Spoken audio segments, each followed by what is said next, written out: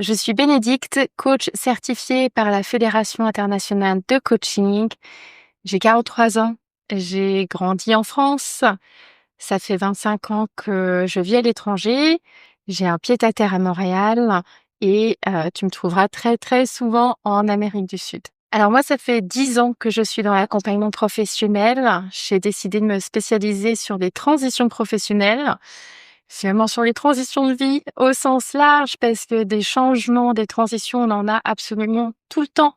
Que ça soit d'avoir un nouveau manager, de changer d'entreprise, d'avoir un nouveau collègue, de se marier, d'avoir un enfant, que j'ai pensé qu'il était important de pouvoir offrir un accompagnement pour vivre ces transitions d'une manière beaucoup plus confortable. Et puis moi, j'ai moi-même vécu plein de transitions aussi, donc je sais ce que c'est de passer à travers ça. J'ai vécu sur 3 continents différents, l'Europe, le Moyen-Orient, les Amériques. J'ai commencé, dans le secteur de l'hôtellerie de luxe et puis j'ai évolué dans le secteur du design et de l'architecture d'intérieur et puis ensuite vers les ressources humaines et l'accompagnement professionnel. J'ai travaillé aussi bien dans les opérations, sur le terrain. Je suis quelqu'un qui aime le concret, qui aime, les résultats immédiats. Hem Le terrain m'a aussi permis, d'accompagner des équipes, d'être au contact de mes clients. J'ai aussi longtemps travaillé en marketing et communication, donc sur tout ce qui était stratégie opérationnelle, campagne de pub. Hem, j'ai fait des ouvertures, de restaurants, de spas, d'hôtels. J'ai travaillé sur, des territoires avec des cultures différentes, en France, en Angleterre, en Italie, aux Émirats arabes unis, au Liban. Je crois que l'expérience qui m'a la plus marquée, c'est en effet lorsque j'ai participé à l'ouverture d'un hôtel 5 étoiles à Dubaï. J'étais toute jeune, j'avais 25 ans et ce qui m'a marquée, c'était, la création, de devoir, implanter des choses, d'être sur un nouveau territoire, de devoir comprendre, ce qui s'y passe, de comprendre les tendances, comment les personnes aussi, évoluent et ce qu'elles attendent. De développer des projets vraiment de zéro, de A à Z et surtout d'être entourée de cette multitude de personnes, qui venaient des 4 coins du monde. Donc dans le même établissement, nous étions peut-être 50 nationalités différentes et moi qui ai vraiment à cœur d'aller à la rencontre de l'humain, ça a été, quelque chose d'exceptionnel de devoir danser, jouer, jongler, parfois rentrer dans des conflits avec des personnes justement, avec des visions différentes de la mienne. Ça m'a demandé, beaucoup d'écoute, beaucoup d'observation, beaucoup d'ouverture et une communication adaptée justement à chacun. Alors ça fait 10 ans que je suis dans l'accompagnement professionnel et en 10 années évidemment, j'ai suivi un tas de formations parce que je suis quelqu'un d'extrêmement, curieuse, j'adore apprendre. Pour moi, la vie, c'est un terrain de jeu d'apprentissage. On apprend à travers des situations de vie, on apprend, à travers des formations, on apprend à travers les voyages, à la rencontre, de l'autre. Et donc oui, je suis, coach spécialisée en transition professionnelle. Je me suis vraiment développée dans toutes les questions qui sont liées à la réalisation de soi, à travers le travail, à la posture qu'on peut avoir au travail, à son identité professionnelle. Et puis en même temps, j'ai continué au fil des années à ajouter, différentes cordes à mon arc. Aujourd'hui, je fais aussi de la cuisine thérapie. Ça me permet de mélanger mon ancien métier, j'ai longtemps travaillé dans l'hôtellerie et la restauration de luxe et puis d'y apporter l'humain. Comment on utilise la nourriture pour aller à la rencontre de ses sens et puis, déployer finalement une autre forme d'apprentissage, un autre regard sur soi à travers les sens, à travers la matière, à travers, la réalisation d'une assiette. Je travaille aussi beaucoup avec la communication non violente. C'est une philosophie de vie qui est extrêmement importante pour moi. Je souhaite un jour qu'on puisse l'enseigner, aux tout petits dans les écoles. Cette idée de vouloir, se rejoindre, de vouloir nourrir, préserver la relation avec l'autre, d'être, en même temps à l'écoute de ses propres besoins et d'avoir cette, conscience beaucoup plus affinée de ses émotions. Chaque émotion cache un besoin satisfait ou insatisfait et tout ça, c'est une carte de lecture pour pouvoir naviguer à travers sa vie beaucoup plus facilement. Et donc d'avoir cette conscience-là sur soi et puis de l'avoir aussi sur l'autre et puis de trouver comme un accord, quelque chose qui convienne et qui puisse nourrir les besoins de tout le monde est extrêmement important pour moi. Je l'apporte beaucoup dans mes accompagnements, j'apporte beaucoup d'éducation autour de comment utiliser la communication non violente, la communication consciente. C'est un outil qui est extrêmement utile, dans toutes les facettes de sa vie et notamment au travail pour, désamorcer des situations difficiles, des conflits. Hem, c'est très utile aussi pour, négocier et trouver, un terrain d'entente pour continuer à avancer professionnellement. Je travaille aussi avec le système de famille interne qui part du principe qu'on a différentes parties de soi à l'intérieur de soi et puis c'est des parties plus ou moins vieilles. Donc il y a, la petite Bénédicte qui de à donc il y a la petite Bénédicte à 5 ans qui a vécu des choses et puis il y a la Bénédicte adolescente, qui a vécu d'autres choses, qui s'est construite à travers des expériences, parfois bonnes, parfois moins bonnes, et cetera, et cetera. Et donc depuis la naissance de quelqu'un jusqu'à aujourd'hui, il y a tout un tas de situations, d'expériences que tu as vécues et qui font que toutes ces parties te composent. Or, certaines de ces parties, parfois, peuvent jouer un rôle de protecteur ou un rôle de protecteur qui va peut-être t'empêcher d'avancer dans certaines facettes de ta vie. Et donc l'idée, c'est d'aller ramener de la conscience sur toutes ces facettes, toutes ces parties qui te composent, et puis d'aller prendre soin de ces parties pour qu'elles ne soient plus un blocage, une limite, une limitation.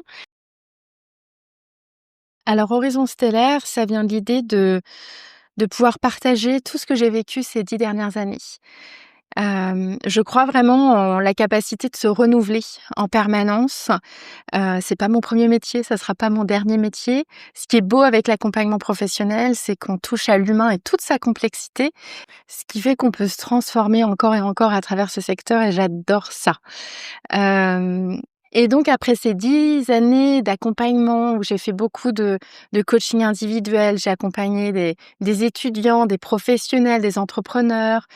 J'adore aussi le contact, 1 à 1 où je suis, seule en séance avec mes clients parce qu'il y a une intimité, différente qui se crée. Mais j'ai aussi fait de l'accompagnement de groupe. Je travaille beaucoup en entreprise auprès de managers pour les aider à grandir dans leur posture de manager et devenir de meilleurs leaders. Et puis, bah, voilà, au bout de 10 ans, j'en ai vu des choses, j'en ai rencontré des personnes, c'était fantastique et j'ai voulu comme mettre tout ce vécu dans un outil qui puisse être utile à quelqu'un. Je trouvais ça tellement dommage finalement de garder tout ce savoir pour moi. J'avais envie de le partager. Et donc j'ai commencé à réfléchir, je me suis dit: «Un manuel, ça peut être intéressant, c'est quelque chose que tu gardes avec toi». Donc c'est ça, un horizon stellaire, c'est aussi un livre-objet, quelque chose que tu emmènes avec toi, là où tu vas.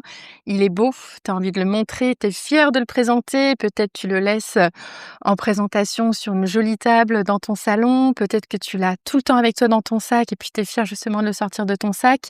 C'était un petit peu ça l'idée et que ça soit vraiment un endroit dans lequel tu puisses répertorier tes envies, tes pensées, tes réflexions, prendre des notes, et que ça devienne vraiment ton journal intime. Et ce projet, il a évolué parce que, il s'est passé aussi des choses pour moi.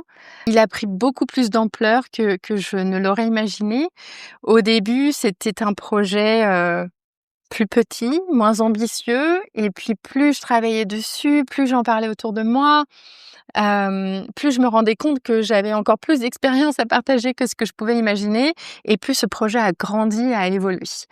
Et donc maintenant, c'est même d'ailleurs 2 carnets de voyage et non pas un seul, parce que j'ai vraiment voulu y mettre, tout mon savoir et tout ce qui peut, constituer justement une réflexion profonde sur sa vie professionnelle. J'ai voulu être généreuse dans le partage de mes outils, dans le partage de mes expériences et en faire un dispositif vraiment complet. Je me rappelle avoir rencontré, une jeune femme qui, travaille justement dans l'édition et qui m'avait, conseillé sur la meilleure façon de réaliser cet ouvrage et elle m'avait dit: «Surtout ne mets pas tout dans un seul ouvrage, comme ça tu vas pouvoir en créer plusieurs et puis les vendre, heu, à plusieurs reprises et donc au lieu d'avoir, un ouvrage, tu en as, 5 et du coup, tu peux les marketer, 5 fois. Et d'un point de vue vente, stratégie, commercialisation, je comprends tout à fait, mais c'est pas du tout comme ça que j'ai voulu, aborder mon projet. Moi, je voulais vraiment que ça parte d'une posture de partage, d'une posture de «je te donne tout, tu as tout» pour justement réfléchir à ton projet, rêver grand, te donner les moyens. Donc pour moi, c'était, important finalement d'être le reflet de ça. Je te demande à toi, qui veux vraiment rentrer dans cette posture de réflexion, de te donner les moyens, mais pour ce faire, il fallait que je te donne moi aussi tout ce que j'avais en moi. Et ce projet, je le voulais différent. Il y a plein d'ouvrages, notamment en ressources humaines sur la transition professionnelle, comment se reconvertir, il y a des tests psychométriques pour apprendre à mieux connaître qui on est, et cetera, et cetera. Mais je trouvais ça tellement ennuyeux. C'est technique, c'est technique. Et moi, je voulais quelque chose de fun, de ludique, de beaucoup plus fantaisiste. Il y a quelque chose aussi dans cette réflexion autour de sa vie professionnelle qui est sérieux, c'est dur, hein, c'est lourd, mais on n'est pas obligé de faire des questions importantes, des questions sérieuses, lourdes. Oui, c'est important, bien sûr que c'est important, mais on peut aussi aborder ça sous une autre perspective. Ça peut être fun aussi de se regarder, de s'observer, de faire des choix, même si c'est difficile, même si ça confronte, même si ça demande du courage, ça peut aussi être fun. Donc c'est pour ça que j'ai voulu vraiment ajouter des accessoires. Donc il y a des cartes de jeu, il y a, un carto-planning, il y a une roue de la vie et des priorités. Je voulais quelque chose qui puisse apporter du ludique et qui fasse plus référence justement à: «Je suis en train de jouer, je suis en train de jouer au jeu de ma vie professionnelle», même si en effet à la fin on attend des résultats concrets et tangibles pour vraiment faire en sorte que tes rêves deviennent réalité. Et donc Horizon stellaire, c'est une invitation à rêver de nouveau, à prendre une pause, à prendre le temps et puis à rêver, mais à rêver grand. Et c'est pour ça que j'ai décidé de partir sur le langage de l'univers, des planètes, des étoiles, de l'interstellaire, parce que je veux vraiment que tu puisses rêver aussi grand que l'univers peut être grand et puis t'envoler dans les airs justement pour aller naviguer d'une étoile à une autre, d'une planète à une autre, d'aller à la rencontre de toi, de tes compétences, de ta personnalité, de tes intérêts et à partir de tout ça, de créer ta boîte à outils pour aller tisser des liens et identifier la suite pour toi. Est-ce que la suite pour moi, c'est un nouveau projet professionnel? Est-ce que c'est une promotion au sein de mon entreprise? Est-ce que c'est de monter ma boîte à moi? Est-ce que c'est de m'associer avec quelqu'un? Horizon stellaire, bah, c'est ça, ça fait écho au langage que j'ai développé pour le parcours dans sa globalité, qui se veut ludique, qui fait de nouveau appel au rêve, rêver grand, quelque chose qui soit plus fantaisiste que tous les manuels d'accompagnement RH qu'on peut trouver. Et puis ça fait appel aux horizons. L'idée d'Horizon stellaire, c'est de t'ouvrir des perspectives. C'est, j'ai regardé toute ma vie, de ce côté-là et puis je vais ouvrir mon horizon et puis je vais peut-être commencer à regarder un petit peu plus à droite. Et puis c'est de se rendre compte qu'en fait, il y a plein de scénarios possibles et c'est de les mettre à plat, de les regarder, de les observer, de les confronter à la personne que tu es et ensuite de commencer à faire des choix. Oui, j'ai toutes ces possibilités devant moi, mais comment je choisis? Quelle possibilité est la mieux pour moi? Puis un de mes rêves, c'est de pouvoir toucher plus de monde. Moi, je suis coach professionnel, travailleur autonome, je suis toute seule, je fais tout ce que je peux seule et puis évidemment, je peux accompagner un certain nombre de personnes et puis c'est limité par les heures qu'on a dans une journée. Alors qu'avec un programme comme celui-ci, hem, qui est en autonomie et qui te permet donc vraiment d'aller à ton rythme, plonger dans cet univers de réflexion et de passage à l'action, toujours avec moi en ligne rouge et puis, pas loin du tout par WhatsApp et par email, qui peut continuer à t'accompagner, répondre à tes questions, te célébrer, t'encourager, te rassurer et donc faire en sorte que ce parcours soit en autonomie, mais qui me laisse moi, du coup, beaucoup plus d'espace pour accompagner plus de personnes, plus de monde.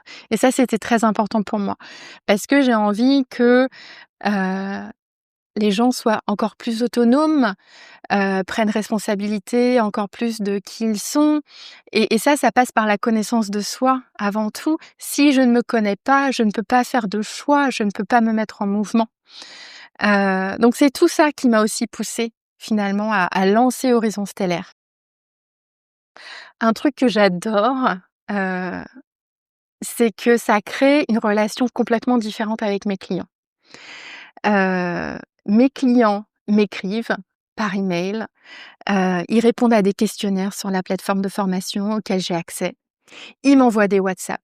Ils font partie de la communauté WhatsApp, donc un groupe solidaire qui se rencontre régulièrement, dans lequel on peut poser des questions, dans lequel on va débattre de sujets divers et variés. Et ça crée une relation très intimiste. J'ai l'impression à chaque fois que je reçois un email, d'un de mes clients, d'un des lecteurs d'Horizon Stellaire, de recevoir comme un message privé qui sort vraiment de son journal intime et je trouve ça formidable. Je me sens extrêmement honorée et privilégiée. La première grande valeur, ça va être l'autonomie. C'est quelque chose qui est au cœur vraiment du processus, au cœur de mes accompagnements. Donc l'autonomie, c'est quoi? C'est d'être en capacité, d'être en toute liberté, capable de faire ses propres choix. Je m'investis dans un dispositif d'accompagnement dans lequel je vais en autonomie faire tous les exercices qui vont m'amener justement à plus de liberté, à des choix qui sont plus alignés avec moi. Mais Horizon Stellaire, c'est aussi la valeur du soutien. Donc malgré le fait que ce soit un dispositif pleinement en autonomie, tu as aussi accès à ma personne en tout temps.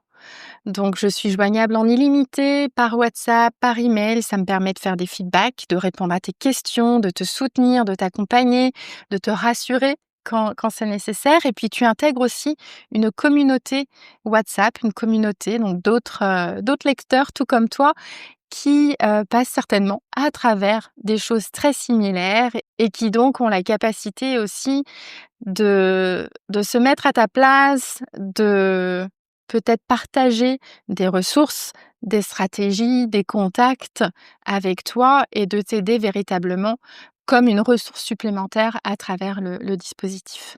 Une autre des valeurs d'Horizon Stellaire, c'est de rêver. C'est vraiment un parcours qui t'invite à aller à la rencontre de ce que tu imagines de mieux pour toi, de ton idéal de vie professionnelle. Ensemble, on va aller chercher vraiment ce qui t'anime, ce qui te stimule. Qu'est-ce qui serait le mieux pour toi, véritablement?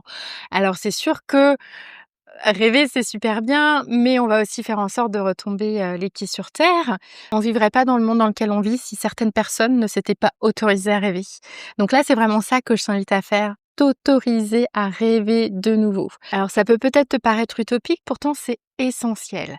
Vois ça un petit peu comme un entonnoir. Donc on a vraiment la forme de l'entonnoir. En haut, on va se permettre d'aller rêver, d'aller chercher vraiment ton idéal, ce qui t'anime, ce qui te stimule, le mieux du mieux. Et puis petit à petit, on va descendre dans l'entonnoir. On va aller explorer ta personnalité, tes compétences, tes limitations, tes talents. Et puis on va aller confronter ton rêve avec finalement l'entièreté de qui tu es, ta boîte à outils qui compose la personne que tu es, pour aller petit à petit en bas de l'entonnoir et aller identifier un projet qui soit réaliste par rapport à la personne que tu es, mais aussi par rapport au marché du travail.